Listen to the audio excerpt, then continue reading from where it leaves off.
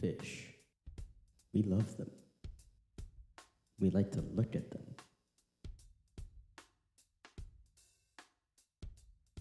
And we also like to eat them.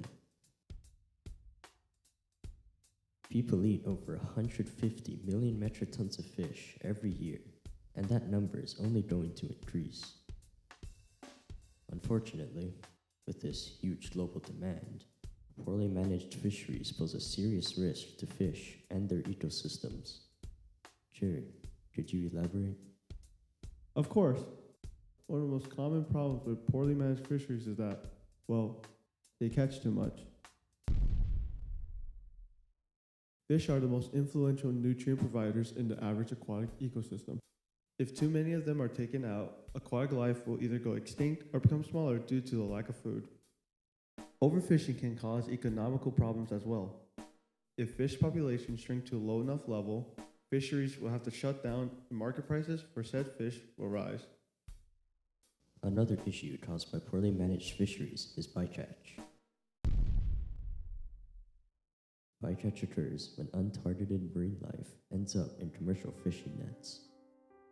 Victims of bycatch usually don't live very long, and if they do, they won't reproduce.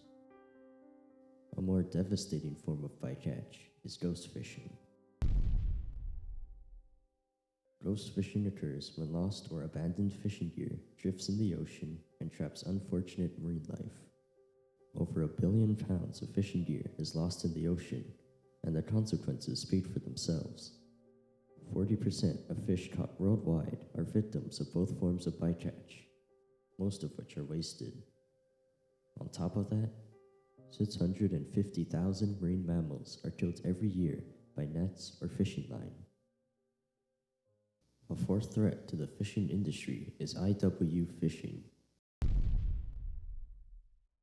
IW fishing offenses include keeping undersized fish, fishing in protected areas, using banned fishing gear, and refusing to report the amount of fish you caught. IW fishermen have an unfair advantage. They generally don't pay for any licenses or follow any rules and guidelines. Also, there are reports of human trafficking and forced labor in IW fishing operations. I've been talking about the problems for a while now.